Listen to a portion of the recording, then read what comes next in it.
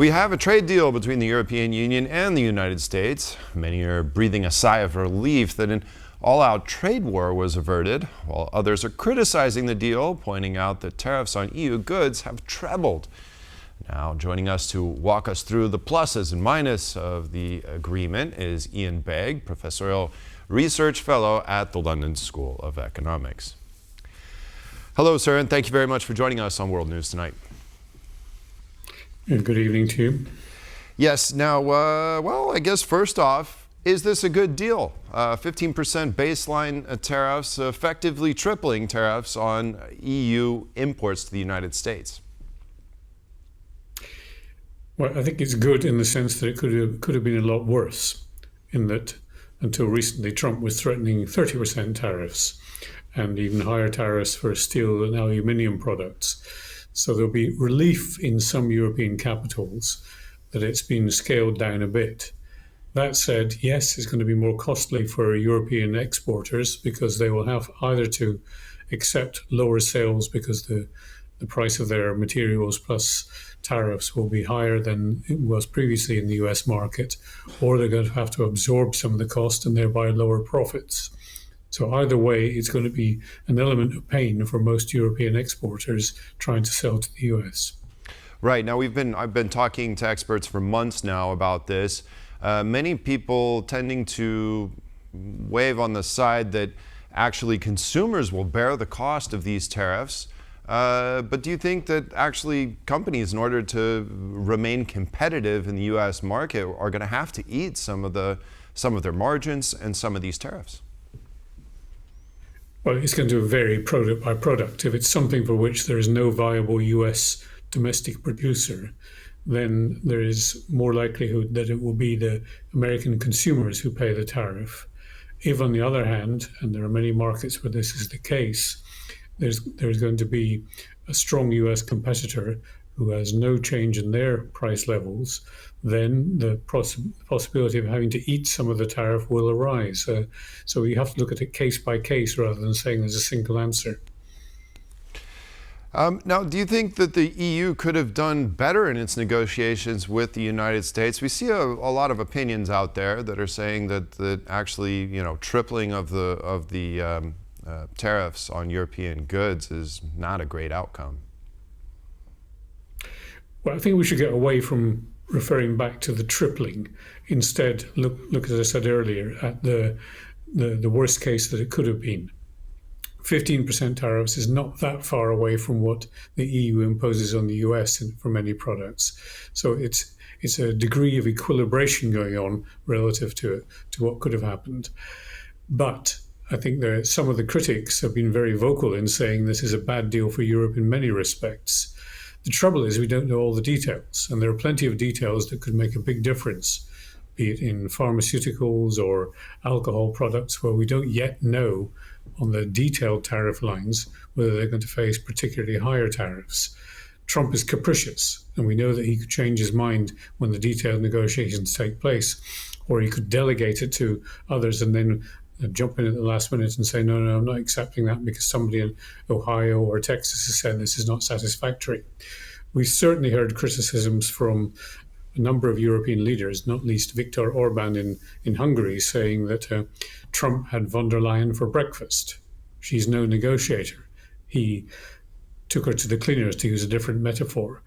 The French have been very unhappy about it because they fear that some of their products are going to suffer as a result of this. So I think we need to wait to see how the detail unfolds before we make a strong judgment on it. And I can see you, Viktor Orban, behind me, next to me on the screens, telling us how bad it is. Well, do you think this is a done deal? Are we out of the woods yet? Or is there something that could still happen to kind of spark the fears of a trade war all over again before the deal goes from framework to a legal? It's an outline deal, and trade deals typically take a very long time to negotiate in all the detail that is required. What exactly is the definition of a product? If it's something that contains steel, is it subject to the 50% tariff or the 15% tariff, et cetera, et cetera. So we should avoid jumping to judgment on whether this is a deal that everybody can rejoice in or despair of until we see what happens in the next few months. And it won't be hours or days. It will take months, maybe even into years before it's finalized. So let's wait.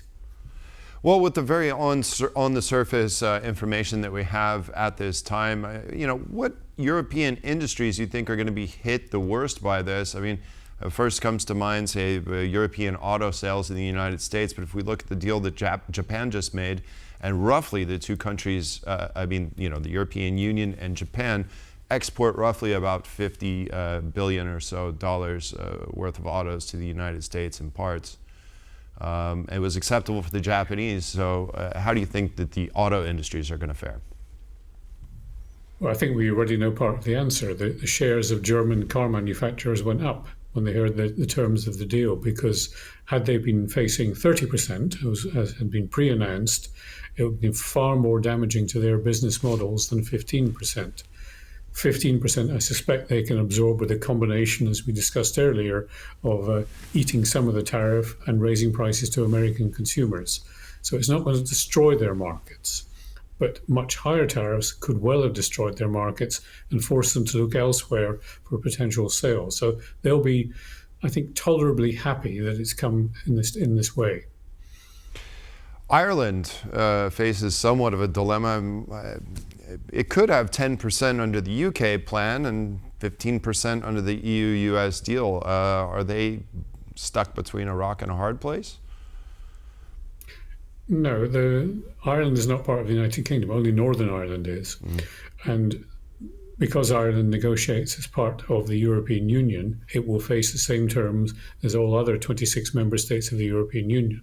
Now, Irish reactions have been cautious, I think, so far. They're saying, let's look at it. Let's see whether some of those things that we've attracted into our country, particularly with a favourable foreign investment terms, are going to be hit. Part of what Trump is up to is trying to repatriate foreign investment that he thinks has gone unfairly to other countries. And Ireland is probably more vulnerable than other EU member states in that respect, because if big Irish industries, which have been lured in by favourable terms for foreign direct investment, are then lured back to the US, it could be damaging to the Irish economy. The same is true of other countries, some of them in Central and Eastern Europe, which have been pretty good at attracting foreign direct investment, though less so than the American-dominated Irish one.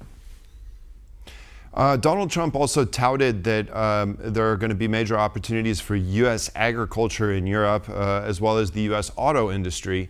Do you think that the Europeans are going to be interested in either of those sectors? In some respects, yes. We have the famous idea of chlorinated chicken, which Europeans are desperately opposed to. They don't want their chicken to be dipped in chlorine. But there are other areas where US exports of agri-food products may well be something that Europeans are prepared to buy. You didn't mention energy, but part of the deal is a huge increase in EU imports of American energy, probably unrealistically so, because the value that's being touted of over 200 billion is so much above what the US currently exports to Europe that some energy analysts are saying it's just not attainable. It's probably a fiction, in the same way as the huge imports that China was supposed to make of American energy are not going to be realized. So it adds to all this uncertainty about whether the deal as put on paper at the weekend will materialize in the form that it's been touted. In the event that it does materialize, do you think after the NATO summit, the reaffirmation of NATO, Article 5 by the United States, and now this trade deal, do you think that finally the US-EU relationship is going to heal? And is this maybe the end of the turmoil with the Trump administration? Predicting Trump is a fool's errand, because we know that he can change his mind because somebody speaks to him the wrong way or makes a joke about him or some other inconsequential effect that causes him to change what he's currently agreed. But I think we do see signals across the board. A second way of looking at Russia from what he practiced over the first 4 months of his presidency, looking far more hostile way at Russia, maybe being more supportive of Ukraine, maybe accepting that NATO is here to stay. All these things point in the direction of a better relationship. But I think we should not lose sight of the fact that the European Union is not in a very strong negotiating position with some of the things that Trump wants to achieve. He's enjoyed successes in pushing countries other than Poland, obviously, to boost their defense expenditure. And he may well come back with further demands that will make life uncomfortable for Europe, not just in trade, but in other areas. Okay, well, time will tell. Iain Begg, Professorial Research Fellow at the London School of Economics. Thank you so much for joining us on World News tonight. Thank you. And that concludes this edition of World News Tonight. Thank you all for joining us. Have a wonderful evening, and we'll see you next time.